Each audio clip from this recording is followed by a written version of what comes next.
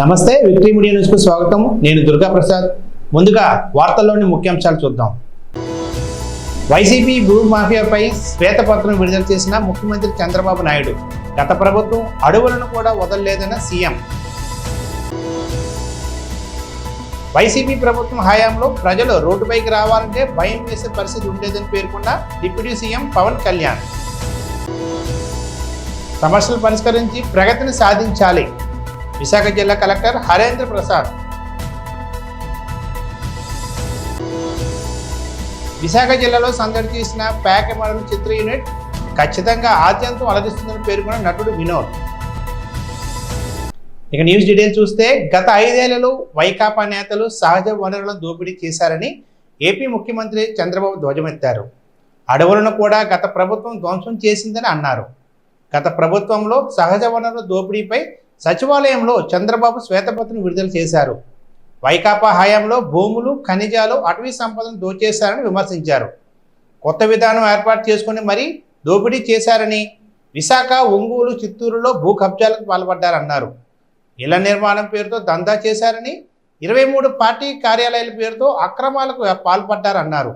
వైకాపా నేతలు, కార్యకర్తలకు అసైన్ భూములు అప్పగించారని, ల్యాండ్ టైటింగ్ చట్టం పేరుతో భూ దోపిడీకి కుట్ర పన్నారన్నారు. తద్వారా సహజ వనరుల్ని సద్వినియోగం చేసుకోవడానికి ముందుకు పోతాం. కానీ ప్రభుత్వం వచ్చిన తర్వాత మీరు చూస్తే దేన్ని వదిలిపెట్టలేదు. పంచభూతాలని మింగేసే పరిస్థితికి వచ్చారు. ల్యాండ్స్ విషయంలో చాలా పెద్ద ఎత్తున ఈ ఆధునిక ప్రపంచంలో అభివృద్ధి చెందే క్రమంలో భూములకు విలువ పెరుగుతుంది. అలాంటి భూములన్నీ పెద్ద ఎత్తున లిటిగేషన్ క్రియేట్ చేసి కొట్టేయడం, భూగర్భ ఖనిజ సంపద కొన్ని వందల సంవత్సరాలు భూమిలో ఉండే కెమికల్స్ రియాక్షన్స్ కానీ అన్నీ అవి ఖనిజ సంపద తయారవుతుంది. అలాంటి ఖనిజ సంపదని దోచేయడం, ఫారెస్ట్ని ఒక డిపార్ట్మెంటే, ఒక సర్వీసే పెట్టుకున్నాం మనం. ఈరోజు Indian forest service, IAS, IPS తర్వాత ఐఎఫ్ఎస్ ఉంది. ఎప్పుడు కూడా ఫారెస్ట్ అంతా కూడా చాలా కంట్రోల్ చేసి వాతావరణానికి ముప్పు రాకుండా పర్యావరణాన్ని పరిరక్షిస్తూ ముందుకు పోతారు. అలాంటి చూస్తే అడవులను కూడా ఇష్టానుసారంగా నిర్వీర్యం చేసే పరిస్థితికి వచ్చారు. ఎక్కడికక్కడ అడవులను కూడా ధ్వంసం చేసే పరిస్థితికి వచ్చారు. ఇవన్నీ కూడా బ్రాడ్గా మాకొచ్చిన సమాచారం, అది కూడా ప్రజలందరికీ విజ్ఞప్తి చేస్తున్నా. రికార్డులు అన్నీ ఉండవు, కొంతవరకే వచ్చాయి. వాస్తవంగా దీనికంటే కొన్ని రెట్లు, ఎన్ని రెట్లని కూడా చెప్పలేను. డబుల్ ఉన్నాయా, త్రిబుల్ ఉన్నాయా, 4 టైమ్స్ ఉన్నాయా, వాస్తవాలు అక్కడి నుంచి వస్తే తప్ప మనం అన్నీ కూడా వాస్తవాలను ఎస్టాబ్లిష్ చేసే పరిస్థితులు లేవు. అది నేను అప్పీల్ కూడా చేస్తాను పబ్లిక్కి. వారు అప్పీల్ చేసిన తర్వాత ఏం చేయాలని నిర్ణయిస్తాం. నెక్స్ట్, ఇక్కడ ల్యాండ్, భూములు, అదే మరిగా మైన్స్, మినరల్స్, అదే మరిగా అటవీ సంపద, ఈ 3 విషయాలు కూడా కూలంకుషంగా ఈరోజు మనం చర్చిస్తున్నాం. నెక్స్ట్, ఇక్కడ చూస్తే ఒక వినూత్నమైన పందా ఎంపిక చేసుకున్నారు నేరస్తులు. అందులో కూడా ఆర్థిక ఉగ్రవాదులు ఎలాంటి పందాన్ని ఎంపిక చేసుకుంటారు కొనికి ఇది ఒక ఉదాహరణ. ఇవన్నీ కూడా మీరు చూస్తే ఒక పక్క పట్టణ ప్రాంతాల్లో ఉండే భూములు, నేను ఎగ్జాంపుల్ మాత్రం ఇస్తున్నా, ఇంకా చాలా ఉన్నాయి. కావలి, నెల్లూరు, ఏ టౌన్ చూసినా, ఈవెన్ ధర్మవరం మీరు చూశారు, మార్నింగ్ వాక్ ఏం చేశాడు. కాబట్టి అవన్నీ ఉన్నాయి. మా వాళ్ళు అవన్నీ కంపేర్ చేయలేకపోయారు. అవన్నీ కూడా కంపేర్ చేస్తాం. విశాఖపట్నం, ఒంగోలు, తిరుపతి, చిత్తూరు ఒక కేస్ స్టడీ, అంతవరకే ఇవ్వగలిగాం. అదే మరి కొత్తగా ఒక మెథడ్ ఎస్టాబ్లిష్ చేశారు. హౌస్ సైట్స్ పేరుతో ఎక్కడికక్కడ ఇష్టానుసారంగా అధికార దుర్వినియోగం చేసి ఆ కొండే భూమిని ముందే వీళ్ళు కొంటారు. ఒక స్మాల్ ట్రాన్సాక్షన్ చేస్తారు. ఆ ట్రాన్సాక్షన్ అబ్నార్మల్గా చేస్తారు. అదే మార్కెట్ రేటుగా చూపిస్తారు. దానికి 2.5 టైమ్స్ డబ్బులు ఇస్తారు. అంటే ఇది ఒక పెద్ద ఫ్రాడ్ చేసే పరిస్థితికి వచ్చారు. అవి కూడా ఎక్స్ప్లెయిన్ చేస్తాం కొన్నిటి వరకు. ఇంకొక పక్కన వీళ్ళ ఆఫీసులకి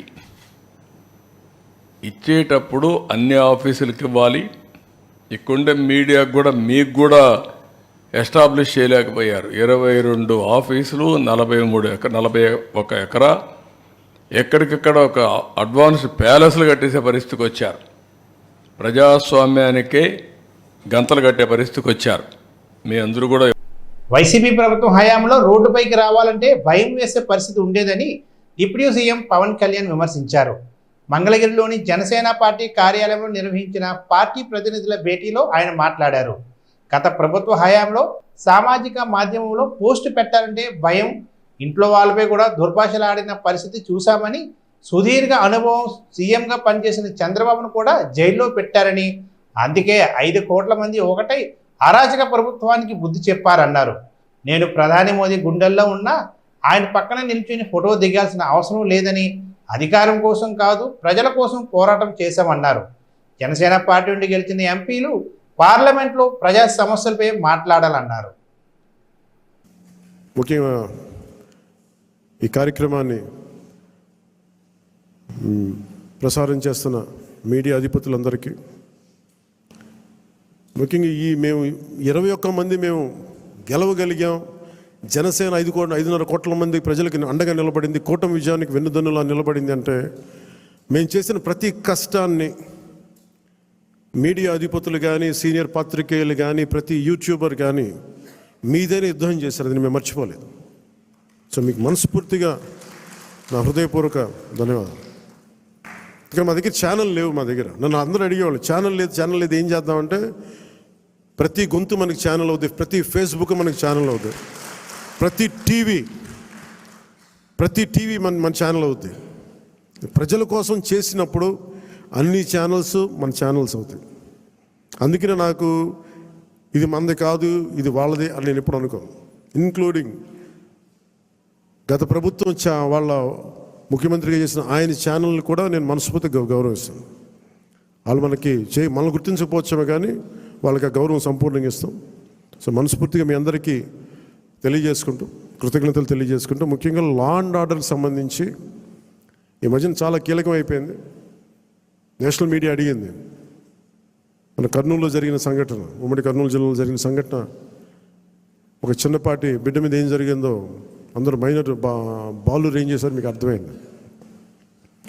నన్ను స్పందించమన్నారు. ఏం మాట్లాడాలంటే, ఒక 18 ఏళ్ళు దాటిన యువతనైతే ఎలాంటి పనిష్మెంట్ అని ఇచ్చేయచ్చు. ప్రతిసారి ఇలాంటి దుర్ఘటనలు జరిగినప్పుడల్లా ఒక మనిషిని ఎన్కౌంటర్ చేస్తే సమస్య తీరిపోద్దా అనేది ఎప్పుడు నాకు సందేహం. మరి ఏం చెయ్యాలి అనేది కూడా అందరూ కూర్చొని చేయాలి. అందుకని మన వ్యవహార శైలి, ముఖ్యంగా రాజకీయ నాయకుల్లో చాలా మార్పు రావాలి. వీరి భాషా వ్యవహారాలు ఇష్టం వచ్చినట్టు తిట్టేసి, ఇష్టం వచ్చినట్టు బూతులు తిట్టేస్తే, నాయకుల్ని రౌడీల్ని పెంచి పోషిస్తే చిన్నపిల్లలకు కూడా అది ఆలవాలం అయిపోయింది. అందుకని లా అండ్ ఆర్డర్ విషయంలో మీరు చాలా టఫ్గా ఉండండి. మన ఎమ్మెల్యేలందరికీ చెప్తా ఉన్నాను, మన ఎంపీలందరికీ చెప్తున్నాను, చాలా బలంగా ఉండండి, అన్కాంప్రమైజింగ్ ఉండండి లా అండ్ ఆర్డర్ సంబంధించి. అలాగే విద్యా వ్యవస్థలో కూడా మనం నెక్స్ట్ మీటింగ్లో ఎప్పుడు కూర్చున్నప్పుడు దీనికి సమాజం కూడా మారాలి, కొంత బాధ్యత తీసుకోవాలి. ఈ సినిమాలు చూసో లేదంటే సామాజిక మాధ్యమాలకు ప్రతి ఒక్కరం కూడా మన కుటుంబాల పట్ల మనం బాధ్యత తీసుకోవాలి. ఇదే నేను లాస్ట్ క్యాబినెట్ మీటింగ్ నేను వస్తూ ఉన్నప్పుడు ఒక తల్లి ఇక్కడ వచ్చి ఆగింది. నేను చాలామందిని మాట్లాడుతున్నప్పుడు ఆ తల్లి వచ్చి చెప్పింది, నా బిడ్డను తీసుకెళ్ళిపోయారు, 2-3 అమ్మాయిలు తీసుకెళ్ళిపోయాడు. అంతకుముందు ఆ కుర్రాడు 16 ఏళ్ళు వచ్చి తీసుకెళ్ళిపోయారు. ఇక్కడి నుంచి వచ్చిన వారం రోజులు పట్టుకెళ్ళిపోయారు అబ్బాయిని. ఆ 9 నెలలు అయిపోయింది. నేను ఎవరికి చెప్పుకోవాలో తెలియట్లేదు. కంప్లైంట్ ఇచ్చాం మాచవరంలో. అంటే మన కేకే గారిని పంపించి వెంటనే కన్సర్న్ పోలీసు అధికారితో మాట్లాడితే 9 నెలల్లో సాధించలేనిది 9 రోజుల్లో తీసుకురాగలి. ఇది ఎందుకు చెప్తున్నానంటే, విజయం అని కాదు, ఒక చిన్నపాటి అధికారం ఇంత చేయగలదు. అలాంటిది 3,000 మంది ఆడబిడ్డలు అదృశ్యం అయిపోయారు. వచ్చిన ఏ పరిస్థితుల్లో తిరిగి వచ్చారో మనకు తెలియదు, వాళ్ళు ఎంతమంది తిరిగి వచ్చారో తెలియదు. అందుకని ముఖ్యంగా ఆడబిడ్డలకు సంబంధించి మటుకు చాలా చాలా బలమైన మనకి ఈ లా అండ్ ఆర్డర్ సిచ్యువేషన్ చాలా బలంగా ఉండాలి. అందుకని మనందరం కూడా పర్సనల్గా అపార్ట్ ఫ్రమ్ పార్టీ మనందరం కూడా దీనికి భవిష్యత్తులో ఇలాంటి జరగకుండా, నంద్యాల ఇన్సిడెంట్ లాంటివి జరగకుండా ఉండాలంటే ఏం చేయాలి? మాధ్యమాల్లో, ప్రసార మాధ్యమాలు కూడా నా కోరిక ఏంటంటే ఎంతసేపు తిట్ల పురాణాలు కాకుండా మీరు ఇవ్వాల్సింది ఇలాంటి చర్చలు, ఇలాంటి దుర్ఘటనలు జరగకుండా ఉండాలంటే ఏం చేయాలి, దాని మీద కొంచెం హెల్తీ డిబేట్స్ పెట్టండి. ప్రజా సమస్యల పరిష్కార వేదికలో ఫిర్యాదులను త్వరగా పరిష్కరించి బాధితులకు తగిన న్యాయం చేయాలని విశాఖ జిల్లా కలెక్టర్ ఎంఎన్ హరేంద్ర ప్రసాద్ అధికారులకు దిశానిర్దేశం చేశారు. సోమవారం విశాఖ కలెక్టర్ కార్యాలయం నిర్వహించిన ప్రజా సమస్యల పరిష్కార వేదిక కార్యక్రమంలో పలు ప్రాంతాల నుంచి వచ్చిన ప్రజల వినతులను ఆయన స్వీకరించారు. జిల్లా ఉన్నతాధికారులంతా ఆయా ఫిర్యాదులను త్వరగా పరిష్కరించాలని ఆదేశించారు. వీటిలో ముఖ్యంగా ఇళ్ల స్థలాలు, భూ తగాదాలు, గ్రామాల్లోని పెండింగ్ సమస్యలపై వినతులను ఉన్నతాధికారులకు అందించారు. ఈ సందర్భంగా బీజేపీ నేత చొక్కాకల రాంబాబు విక్టరీ మీడియా న్యూస్తో మాట్లాడుతూ పలుమార్లు రాష్ట్ర గృహ నిర్మాణ సంస్థకి ఫిర్యాదు చేసినప్పటికీ సరైన స్పందన లేదని, అందుకే కూటమి ప్రభుత్వం ద్వారా తమ సమస్యలు పరిష్కారం దొరుకుతున్న ఆశాభావంతో జిల్లా కలెక్టర్కు ఫిర్యాదు చేశామన్నారు.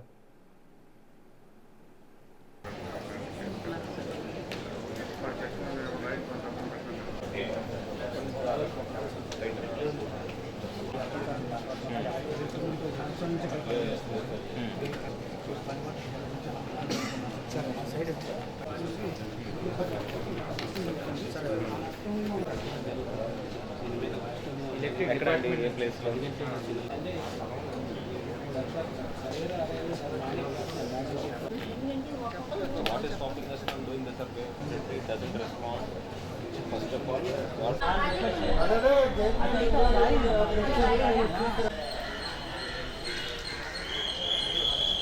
రాంబాబు, భారతీయ జనతా పార్టీ సిటీ ఉపాధ్యక్షుడిగా విధులు నిర్వహిస్తున్నాను.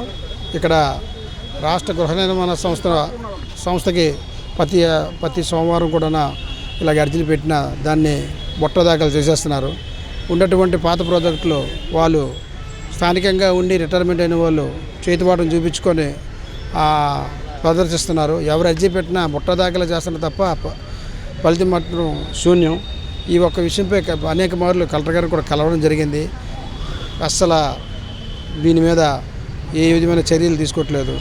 కనుక ప్రభుత్వం మారిన ఈ యొక్క అధికారులు మనకు మారట్లేదు. దీనిపై కంపల్సరీగా ప్రజలు ఉద్యమించే రోజు వస్తుందనుకొని మేము కోరుచున్నాం.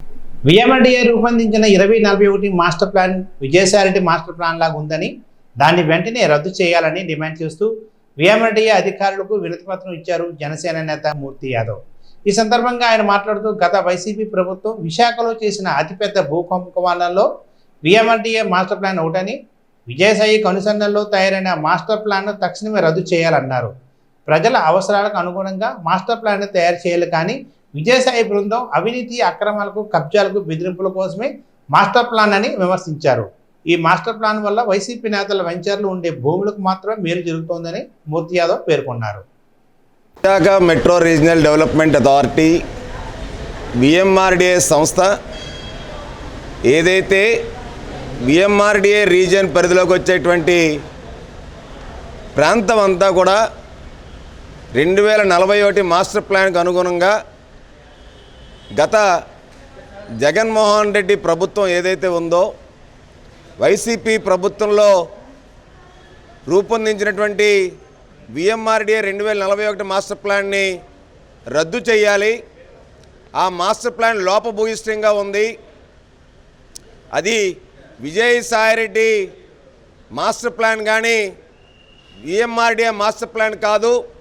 వైసీపీ నేతల యొక్క వెంచర్లు ఏవైతే ఉన్నాయో ఆ వెంచర్లు ఉన్న చోట వీళ్ళు మాస్టర్ ప్లాన్లో పెద్ద ఎత్తున రోడ్డు విస్తరించేటువంటి కార్యక్రమం చేయడం, అలాగే విజయసాయి కూతురు చెందినటువంటి దస్పల్లా హిల్స్లో ఉన్నటువంటి భూమికి 100 అడుగుల రోడ్డు వెడల్పు చేసేటువంటి కార్యక్రమం చేయడం, అలాగే విశాఖ మాజీ ఎంపీ ఎంవివి యొక్క వెంచర్ సిబిసిఎన్సీ ఏదైతే ఉందో సిరిపురంలో దానికి వెంచర్కి అనుగుణంగా గాను 45 మీటర్ల రోడ్ని అక్కడ పెట్టడం కానీ, బీచ్ రోడ్లో వైసీపీ నేతలకు సంబంధించినటువంటి విజయసాయిరెడ్డి కుమార్తెకు సంబంధించినటువంటి స్థలాలు ఏవైతే ఉన్నాయో, జగన్మోహన్ రెడ్డి బినామీలకు సంబంధించినటువంటి స్థలాలు ఏవైతే ఉన్నాయో, సన్ రైజ్ రిసార్ట్స్ దగ్గర కానీ, భోగాపురం దగ్గర కానీ, సముద్ర తీర ప్రాంతంలో ఉన్నటువంటి ఆ యొక్క స్థలాల విలువలు పెరగడానికి వీళ్ళు నచ్చినట్టు విఎంఆర్డీఏ మాస్టర్ ప్లాన్ని రూపొందించారు. ఆ మాస్టర్ ప్లాన్ని కూటమి ప్రభుత్వం పూర్తి స్థాయిలో పునఃసమీక్షించి పాత మాస్టర్ ప్లాన్ రద్దు చేసి ప్రజాభిప్రాయ సేకరణ చేసిన తర్వాత ప్రజాప్రతినిధులందరినీ భాగస్వామ్యం చేసి ప్రజాప్రతినిధుల యొక్క ఆలోచనలు, సూచనలు, నగర అభివృద్ధి గురించి దృష్టిలో పెట్టుకొని వాళ్ళ సలహాలు, సూచనలు తీసుకొని గతంలో ఎన్నడూ లేనట్టు విధంగా 2041 మాస్టర్ ప్లాన్లో వైసీపీ ప్రభుత్వంలో 9300 ఫిర్యాదులు వచ్చాయంటే ఏ విధంగా మాస్టర్ ప్లాన్ రూపొందించారో ఆ డ్రాఫ్ట్ మాస్టర్ ప్లాన్ మీ అందరూ కూడా అర్థమవుతోంది. ఖచ్చితంగా 2041 మాస్టర్ ప్లాన్ రద్దు చేయాలి. ఆ మాస్టర్ ప్లాన్లో జరిగినటువంటి అవకతవకలు, అవినీతులు, అక్రమాలు ఏవైతే చోటు చేసుకున్నాయో వాటిపైన కూటమి ప్రభుత్వం, ముఖ్యమంత్రి చంద్రబాబు నాయుడు గారు, ఉప ముఖ్యమంత్రి పవన్ కళ్యాణ్ గారు చర్యలు చేపట్టి నగర ప్రజల అవసరాల కోసం, భావితరాల అవసరాల కోసం, నగర అభివృద్ధి కోసం విఎంఆర్డీలో పరిధిలో ఉన్నటువంటి మాస్టర్ ప్లాన్ మళ్ళీ రూపొందించాలి నూతనంగా అని చెప్పి ఇవాళ ఏదైతే ప్రజా సమస్యల పరిష్కార వేదికలో విఎంఆర్డీఏ కమిషనర్గా ఉన్నటువంటి కమిషనర్ గారికి, ఇన్ఛార్జ్ కమిషనర్ గారికి ఇవాళ ఫిర్యాదు చేయడం జరిగింది. క్రమ పద్ధతిలో తనపై కుట్రలు చేస్తున్నారని వైసీపీ ఎంపీ విజయసాయిరెడ్డి ఆరోపించారు. విశాఖలో ఆయన మీడియాతో మాట్లాడుతూ కొన్ని మీడియా ఛానల్లో ఆదివాసీ మహిళే అధికారినితో సంబంధాలు అంటగట్టి అవాస్తవాన్ని ప్రసారం చేశాయన్నారు. నిరాధార ఆరోపణలు చేశారని ఆక్షేపించారు. పలువురు మీడియా ప్రతినిధులు పేరు పెట్టి హెచ్చరించారు. ఆయా ఛానల్పై ఫిర్యాదు చేస్తానని, తనపై బురద జల్లే వారిని వదిలిపెట్టబోరని వ్యాఖ్యానించారు. విశాఖపట్నంలో నిర్వహించిన మీడియా సమావేశంలో విజయసాయిరెడ్డి మాట్లాడారు. అంటే ఇది కరెక్టా? Thank you very much. Thank you. అందరూ భోజనాలు మళ్ళీ త్వరగా వైజాగ్ వచ్చారు సార్. అప్పుడే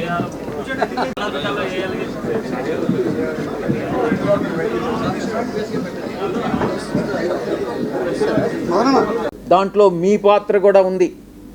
ఈ రిజర్వేషన్స్ని పాటించేటట్టు ఈ యొక్క ఇన్స్టిట్యూషన్స్ అన్నీ చేయాల్సినటువంటి బాధ్యత మీ మీద కూడా ఉంది.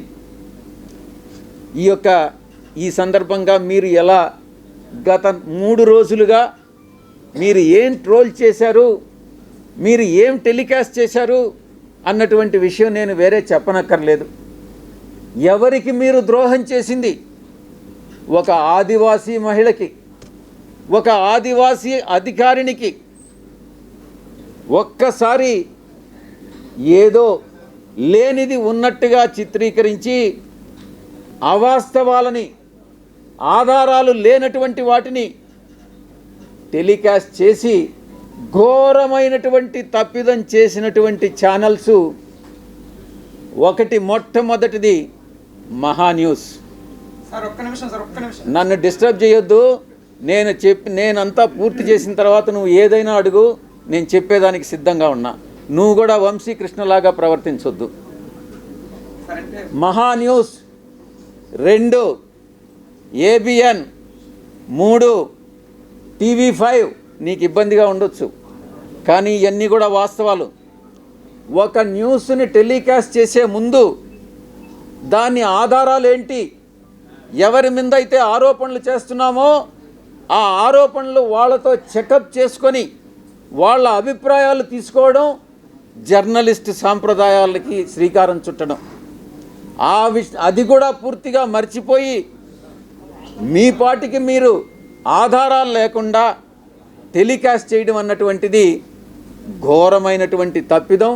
తప్పకుండా మీరు ఎలా క్షమాపణలు మీ చేత చెప్పించాలో నాకు తెలుసు, నేను చేయిస్తాను కూడా.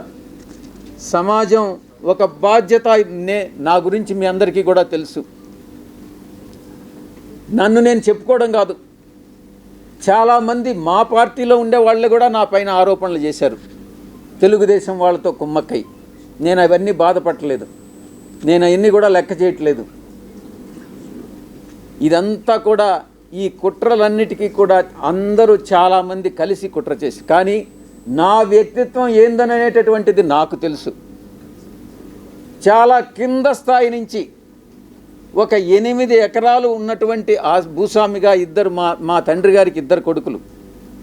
మా అన్న ఇంజనీర్ చదివాడు, నేను చార్టెడ్ అకౌంటెన్సీ కోర్స్ చదివా. ఆ 8 ఎకరాల పొలంలో ఉండేటటువంటి ఫలసాయంతో కింద అట్టడుగు నుంచి పైకి వచ్చినటువంటి వాళ్ళం. కష్టాలంటే ఏందో తెలుసు. వ్యవసాయ కుటుంబం మేము. ఏ రాధాకృష్ణ లాగనో, ఏ బిఆర్ నాయుడు లాగనో, లేకుండా ఉంటే ఏ వంశీకృష్ణ లాగనో. వంశీకృష్ణ కథ నాకు తెలుసు, ఆయన చరిత్ర ఏందనేది. వీళ్ళందరి చరిత్ర కూడా నాకు తెలుసు.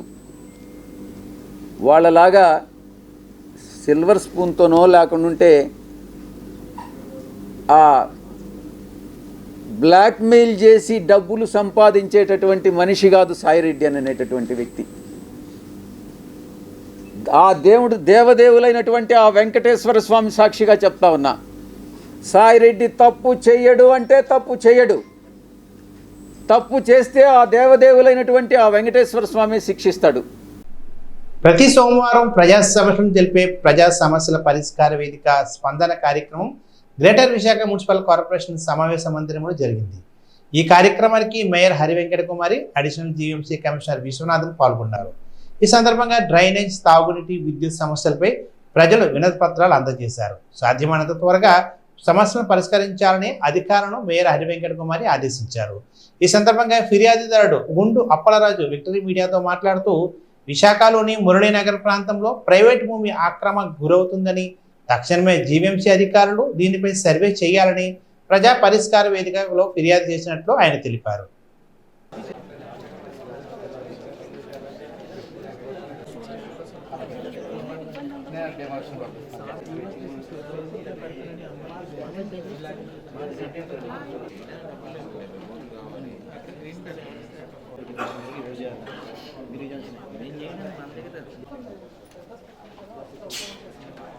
పేరు గుండప్పలరాజు, హ్యూమన్ రైట్స్ డిఫెండర్గా సేవలు అందిస్తున్నాను. విశాఖపట్నం మురళీనగర్ సర్వే నెంబర్ 12(1/A1)లో 6 ఎకరముల 25 సెంట్లు ప్రైవేటు భూమి ఉంది. ఈ భూమి ఆక్రమణకు గురవుతుంది. ఈ విషయాన్ని పబ్లిక్ ఇంట్రెస్ట్ ప్రకారము జీవీఎంసీ వారికి సర్వే చేయమని గత 3 సంవత్సరాలు బట్టి వారం ప్రజా స్పందనలో పిటిషన్లు ఇస్తున్నప్పుడు కూడా దాని మీద చర్యలు లేవు కదా. ఆఖరికి మొన్న 24వ తారీఖున ఇచ్చినటువంటి లాస్ట్ మంత్ దానికి ఇది జీవీఎంసీ పరిధిలోకి రాదని ఇది తెలియపరిచారు. ఈ విషయాన్ని అప్పుడు జాయింట్ కలెక్టరు, ఇప్పుడు అడిషనల్ కమిషనర్ గారు పరిశీలించి దీనిపై ఆదేశాలు ఇవ్వమని జీవీఎంసీ వారి కలెక్టర్ ఆఫీస్కి రాయమని లెటర్ ఆర్డర్ ఇచ్చినా సరే ఈ యొక్క టౌన్ ప్లానింగ్ అధికారులు కళ్ళు మూసుకొని దీనిపై చర్యలు తీసుకోలేదు. ఈ విషయాన్ని పరిశీలించి వాళ్ళపై 3 సంవత్సరాలు బట్టి వీళ్ళ పరిధిలో లేకుండా కేవలం కలెక్టర్ ఆఫీస్ పరిధిలో ఉన్నదనేటువంటి విషయాన్ని జ్ఞానం ఉండి కూడా వీళ్ళు చెప్పలేదు కాబట్టి వీళ్ళపై క్రిమినల్ చర్యలు తీసుకొని ఇటువంటి తప్పులు పునరావృతం కాకూడదు అని అభ్యర్థించడం జరిగింది. ఆ విషయం పరిశీలిస్తూ ఈ విషయంలో ప్రభుత్వ కలెక్టర్ పరంగా ఏ విధంగా సర్వే చేయాలి అనేటువంటి విషయాన్ని తను లెటర్ రాయడానికి, కలెక్టర్ ఆఫీస్కి లెటర్ రాయడానికి ఇప్పుడున్నటువంటి అడిషనల్ కమిషనర్ గారు ఆదేశాలు ఇవ్వడం జరిగింది. గిరిజన ఐక్యవేదిక విశాఖ జిల్లా ఆధ్వర్యంలో ఇటీవల జరిగిన సార్వత్రిక ఎన్నికల్లో విజయాన్ని సొంతం చేసుకున్న అరకు పార్లమెంట్ సభ్యురాలు డాక్టర్ తనూజారాణి, అరకు శాసనసభ్యులు రేగం మత్స్యలింగముని, గిరిజన ఐక్యవేదిక సభ్యులు విశాఖలో చినముసిడివాడ దగ్గర ఉన్న ఓ ప్రైవేట్ ఫంక్షన్ హాల్లో అత్యంత ఘనంగా సత్కరించారు. ఈ సందర్భంగా ఎంపీ తనూజారాణి మాట్లాడుతూ, గిరిజన సమస్యలపై తాను పార్లమెంట్లో మాట్లాడతానని, ఖచ్చితంగా ప్రధానంగా గిరిజనులకు ఏం చేస్తే మేలు జరుగుతుందో వాటిపై ఖచ్చితంగా పార్లమెంట్లో మాట్లాడతానని, వాటి సమస్యల పరిష్కార దిశగా కృషి చేస్తానని ఈ సందర్భంగా ఆమె హామీ ఇచ్చారు. కార్యక్రమంలో అధ్యక్షులు లగే చిట్టుబాబు, ప్రధాన కార్యదర్శి కరుణాకర్తో పాటు గిరిజన ఐక్యవేదిక సభ్యులు భారీగా పాల్గొన్నారు.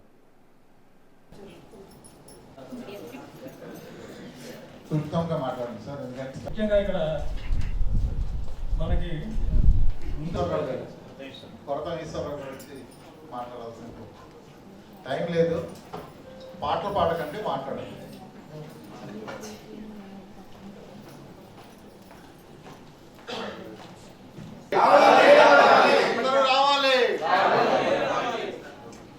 గిరిజన హక్కులను కాపాడుకుందాం. ఇప్పటికే కాలాతీతమైంది. దయచేసి అందరూ తెలుగులో బాధ్యతగా బయలుదేరి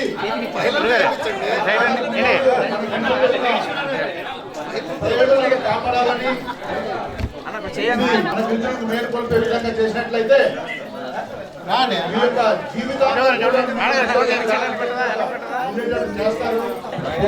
అనుకూలంగా స్వీకారం చేసిన వెంటనే అందరూ వెళ్ళి స్పీకర్ సార్ కి థ్యాంక్స్ చెప్పుకున్న టైంలో నేను మాత్రం వెళ్ళి ఇది ఫస్ట్ టైం నేను వస్తున్నాను, నా ఏరియాని నా గిరిజని నేను రిప్రజెంట్ చేసుకుంటూ వస్తున్నాను కాబట్టి నాకు ఒక్క అవకాశం ఇవ్వండి అని చెప్పేసి అడిగాను నేను ఆ టైంలో.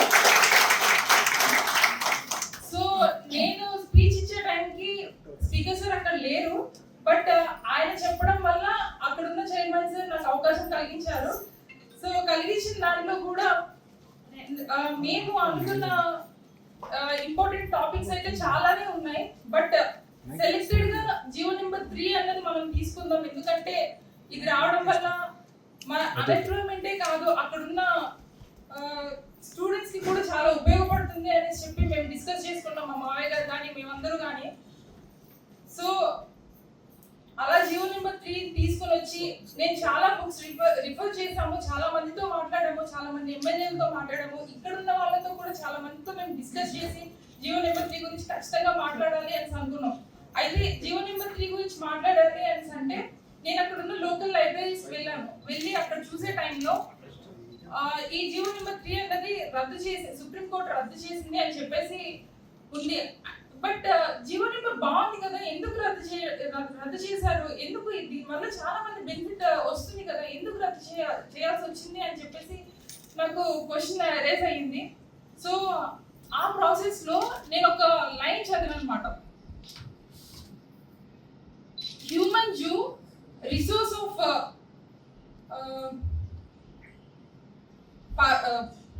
Public entertainment to the privilege culture and public dance అని చెప్పేసి ఉంది.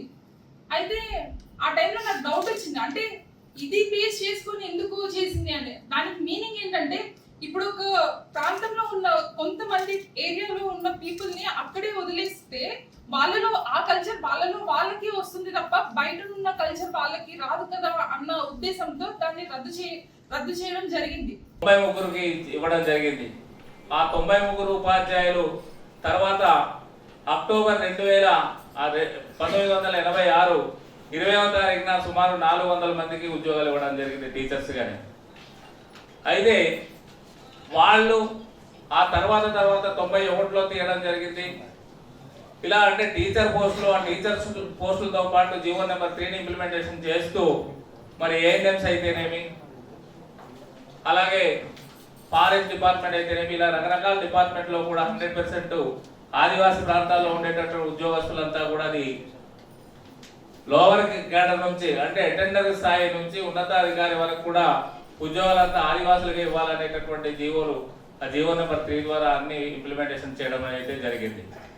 ఆ జరిగినటువంటి తరుణంలో అప్ టు క్లాస్ 3 ఉద్యోగాల వరకు కూడా ఏజెన్సీ ప్రాంతాల వాళ్ళకి ఏజెన్సీ ప్రాంతాల్లో ఇవ్వడం అనేటటువంటి జరిగింది. యూత్ఫుల్ ఎంటర్టైన్ గా ప్యాకే మెడల్ సినిమా నిలిచిపోతుందని హీరో వినోద్ కిషన్, నిర్మాత రాకేష్ వర్రి స్పష్టం చేశారు. క్రేజీ యాండ్స్ ప్రొడక్షన్ బ్యానర్ పై నా పేరు శివ ఫేమ్ వినోద్ కిషన్ హీరోగా, అనూష కృష్ణ హీరోయిన్ గా, నీలగిరి మామిళ్ళ దర్శకత్వంలో రాకేష్ వర్రి నిర్మాణంలో సాగిన ఈ చిత్రం విశాఖలో సోమవారం సందడి చేసింది. అనంతరం హీరో వినోద్ కిషన్ మీడియాతో మాట్లాడుతూ ఈ నెల 19న సినిమా రిలీజ్ అవుతుందని, స్మరణ చక్ర సంగీతం అందించారన్నారు. తనకు హీరోగా ఇదే తొలి సినిమా అని, మధ్యతరగతి కుటుంబ నేపథ్యంలో తీసిన చిత్రమని, అందరికీ నచ్చేలా ఉంటుందన్నారు. హీరో పాత్ర పరిస్థితులు బట్టి ఊసరవెల్లిగా మారుతుందన్నారు.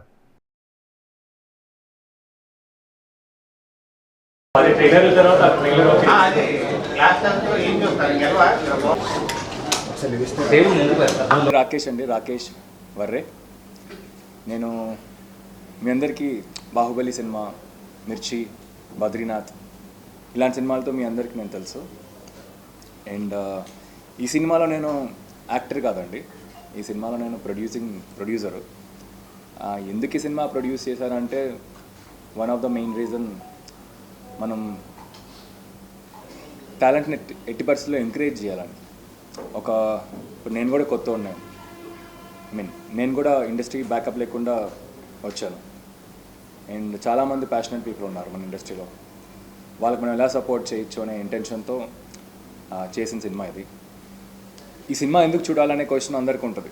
ఈ సినిమా ఎందుకు చూడాలంటే ఇది ఒక డిఫరెంట్ ఒక వరల్డ్, మా బస్తీల్లో ఉన్న వరల్డ్. ఒక middle class family, middle class mentality, వాళ్ళు పడే ఆల్మోస్ట్ నా డైలీ బేసిస్ ఏంటి ఛాలెంజెస్. సో ఈ సినిమా అయిన కామెడీ ఒక ఎమోషనల్ స్పేస్లో వెళ్తూ ఉంటుంది.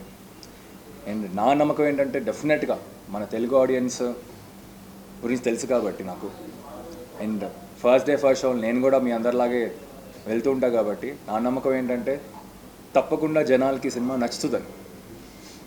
అండ్ ఒక మిడిల్ క్లాస్ అనేది డెఫినెట్గా కనెక్ట్ అవుతారు, ఎంజాయ్ చేస్తారు, నవ్వుతారు. లాస్ట్లో డెఫినెట్గా లాస్ట్ 25 minutes 30 minutes అనేది ఒక ఇంపాక్ట్ ఇచ్చే సినిమా ఇది. సో ఇది నా నమ్మకం. సో ఈ నెల 19th రిలీజ్ అవుతుంది.